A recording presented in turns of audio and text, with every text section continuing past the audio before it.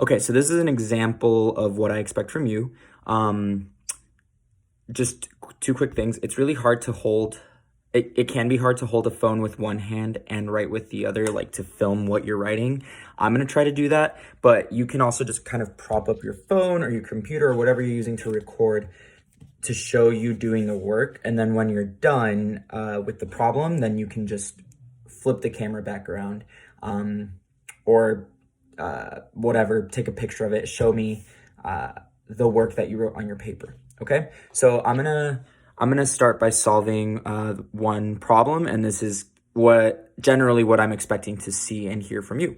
I want to remind you that the reason I'm even asking you to do this is because I want to see if you can talk mathematically through the steps. So I do expect to hear you talking throughout the video as you go through each step, just as I'm about to do in this example. So that's how you'll get graded on this is, yes, getting the work done completely right, but then also making sure that you're talking me through how you're solving each of these problems. Okay, so the problem I'm going to solve is y equals x squared plus 4x plus 6. And the other equation is 2x plus 6. This is my system of linear and quadratic equations. So the first thing I'll do is set these equal to each other. So I'm going to write 2x plus 6 equals x squared plus 4x plus 6.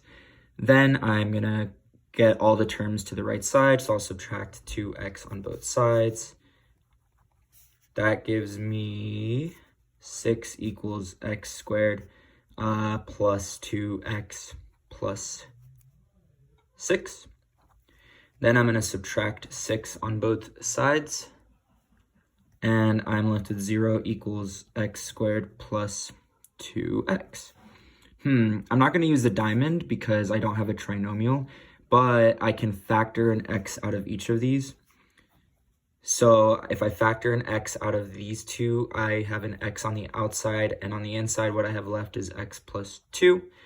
And now to finish, I just set each of these equal to 0. So x equals 0 is one of my solutions, and then x plus 2 equals 0 gets me an x equals negative 2. We're not completely done because we need to find the y values, but I do know that, for example, this x equals 0 is my first variable in this ordered pair, and this one will be negative 2. Now to find this y value, I'm going to plug 0 back into my linear equation, so that would be y equals 2 times 0 plus 6, and this just comes out to 6. So that's my solution for that one. And then if I plug negative 2 in, I get y equals 2 times negative 2 plus 6, and I get y equals negative 4 plus 6, and I get y equals 2. Okay, so these are the two solutions to the problem.